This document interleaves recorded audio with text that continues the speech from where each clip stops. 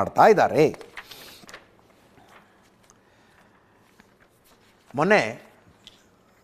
ನಿನ್ನೆ ಮೋದಿ ಅವರು Donald ಟ್ರಂಪ್ರನ್ನು meet ಮಾಡಿದ ಸಂದರ್ಭದಲ್ಲೂ ಕೂಡ ಭೇಟಿಯಾದ ಸಂದರ್ಭದಲ್ಲಿ ಅಕ್ರಮ ವಲಸಿಗರ ವಿಷಯ ಭಾಳ ಗಂಭೀರವಾಗಿ ಚರ್ಚೆಗೆ ಬಂತು. ಕೈಗೆ ಕೋಳ ಕಾಲಿಗೆ ಚೈನ್ ಹಾಕಿದ್ದನ್ನು ಪ್ರಶ್ನೆ ಮಾಡಿಕೊಂಡು ವಿಪಕ್ಷಗಳು ಲೋಕಸಭೆ ರಾಜ್ಯಸಭೆಯಲ್ಲಿ ಗಲಾಟೆ ಮಾಡಿದಾಗಲೂ ಈ ವಿಷಯ ಚರ್ಚೆಗೆ ಬಂತು. ಜೈಶಂಕರ್ ಅವರು ಮಾತಾಡಿದ್ದಾರೆ. ಅಕ್ರಮ ವಲಸಿಗರ ವಿಷಯದಲ್ಲಿ ಅವರು ಅಮೆರಿಕದಲ್ಲೇ ಇರಲಿ ಅಥವಾ ಪ್ರಪಂಚದ ಇನ್ಯಾವುದೇ ದೇಶದಲ್ಲಿರಲಿ, ಭಾರತೀಯರು ಅಕ್ರಮವಾಗಿ ವಲಸೆ ಹೋದಾಗ ಆ ವಿಷಯದಲ್ಲಿ ಭಾರತದ ಸ್ಟ್ಯಾಂಡ್ ಕ್ಲಿಯರ್ ಆಗಿದೆ. ಅದನ್ನು ಸಪೋರ್ಟ್ ಮಾಡೋ ಪ್ರಶ್ನೆನೇ ಇಲ್ಲ.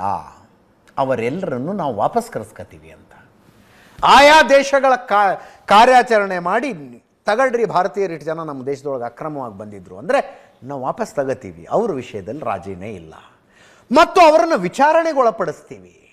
ವಿಚಾರಣೆಗೊಳಪಡಿಸಿ ಅವರಿಂದ ಮಾಹಿತಿ ತಗೋತೀವಿ, ಹೆಂಗೆ ಹೋದ್ರು ಅವರು ಇನ್ನೊಂದು ದೇಶಕ್ಕೆ.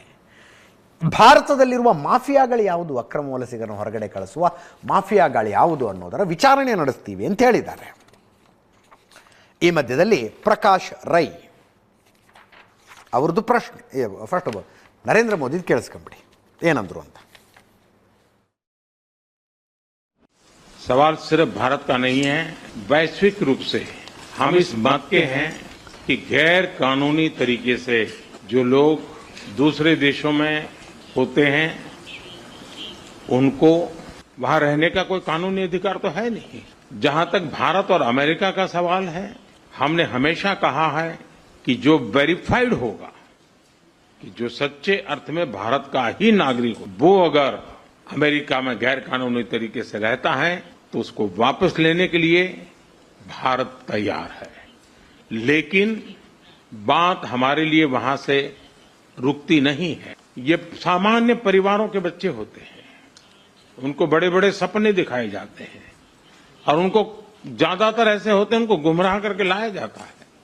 और इसलिए ये ह्यूमन ट्रैफिकिंग में जुड़े हुए पूरे इकोसिस्टम पर हमने वार करना चाहिए. और अमेरिका और भारत मिलकर के हमारी कोशिश है और हमारी कोशिश रहनी चाहिए कि इस प्रकार की पूरी इकोसिस्टम को हमें जड़ मूल से नष्ट करना चाहिए. पूरे इकोसिस्टम के खिलाफ है और मुझे विश्वास है कि राष्ट्रपति ವಲಸೆ ಅಂದ್ರೆ ಅದು ಇಲ್ಲಿಗಲ್ ಆದ್ರೆ ಇಲ್ಲಿಗಲ್ ತಾನೆ.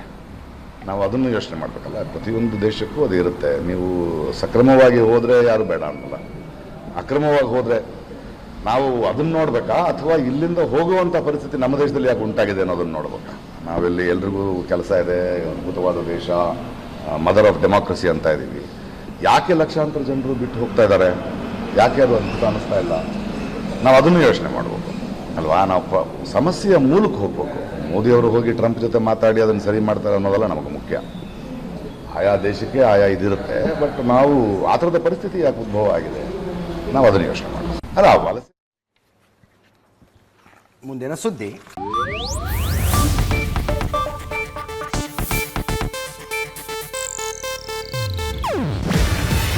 ಇದು ಏಷ್ಯಾನೆಟ್ ನ್ಯೂಸ್ ನೆಟ್ವರ್ಕ್ ಪ್ರಸ್ತುತಿ. ನೀವು ನೋಡ್ತಿದ್ದೀರಾ ಏಷ್ಯಾನೆಟ್ ಸುವರ್ಣ ನ್ಯೂಸ್.